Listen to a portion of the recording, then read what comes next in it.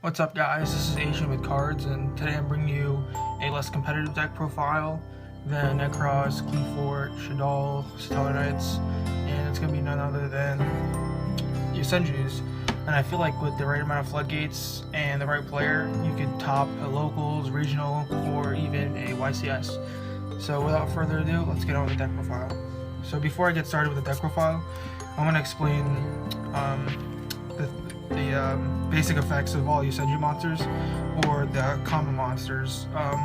Pretty much, when they're normal summoned, you can get an additional normal summon of any Yosenju monster, and during the end phase, they all return to the hand. So keep that in mind as I go through the deck profile. So, Common 1 says that if you control another Yosenju monster other than himself, you can pretty much compulse any monster. So he's good at getting rid of like any threats that your opponent might have, like Thunder King, Winda, Construct, Unicorn, stuff like that. Next we play Triple, Comma 2. What Comma 2 does is you can attack directly, but the damage that you inflicts your opponent will be cut in half. So his attack is 18, so it'll be 900 damage. So he's pretty much like the deck's own cowboy, so you can just get in for a game, which is really nice. He combos really well with the next guy, which is Triple Yosenju Comma 3. What Comma 3 does is when another Yosenju monster you control besides himself inflicts battle damage to your opponent, you can search for a Yosenju card. So this means you can search for a trap card, you can search for the pendulum monster, you can search for any of the other combos, so it's really good. Another card that combos really well with Comma 3 is Yosenju Sujik. What Sujik does is he's kind of like honest, but in some ways he's better, because he can give him a 1,000 point boost to any Yosenju monster by discarding him, or when he's on the field he can pump up any Yosenju monster you control by 1,000. So on board he's 2,000, and he can give any other of your Yosenju monsters 1,000. So your Comma 2, who is 1,800, you can bounce him up to 28, and then swing for 28. So it's really good. He helps get off your Comma 3 by doing quick damage. Next we play 2 Maggot. What Maggot does is when he's normal summoned, you can special summon a Yosenju from your deck. So what you can do is you can normal summon Comma 1, and then tribute summon Maggot, and then Maggot will search for another Comma 1, and then you can start bouncing. So he creates a lot of swarm plays and stuff, and he doesn't return to the hand when he's summoned. And I forgot to mention that Sujik doesn't have the normal summon ability to get an additional normal summon, but at the end phase it does go back, so keep in mind that. Last for the Yosenju monsters, we play Triple of the Yosenju L. What this does is it's pretty much give all your Yosenju monsters the Honor Arc ability, which means that if they're destroyed, you can destroy them instead. So that's really good for when you're trying to push for damage and your opponent flips in your force, or you play Torrential on your big play, or even Bottomless. So that's really good. And it also stops gun gear, because when I was testing on DN, my opponent usually had gun gear on the field, so they would try and like counteract my Yosenju summons.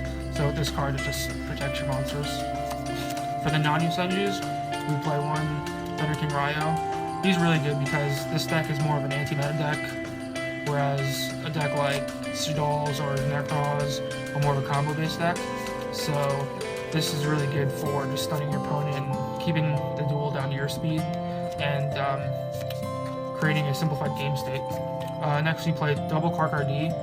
This acts as a good first turn play for the deck, because as it stands right now, Yosenjus have a bad turn 1, but with this card you can just draw 2 extra cards and then set up for next turn.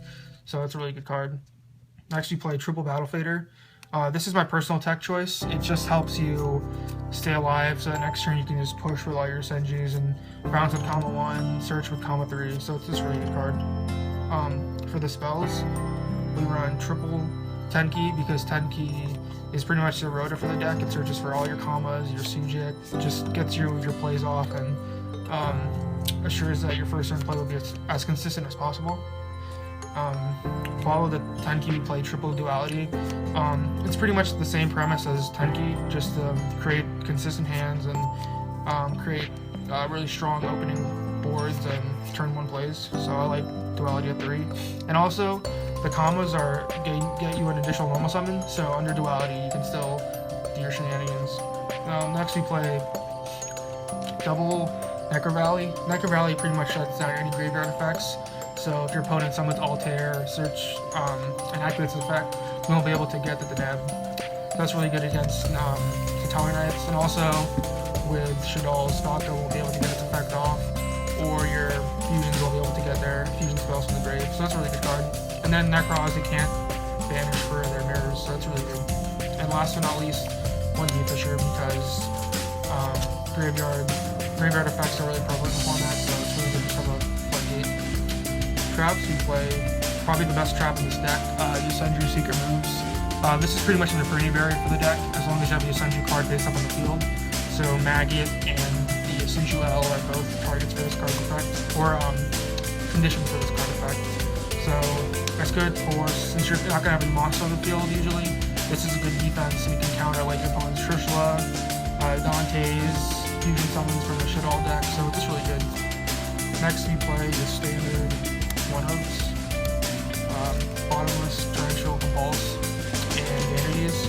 Now, I don't play Warning because I feel like this deck, not playing any, like having your monsters go back to the hand during the end phase, creates an open field for your opponent to just swing at you, so I feel like Warning would be a good choice. And then last but not least, we play one macro.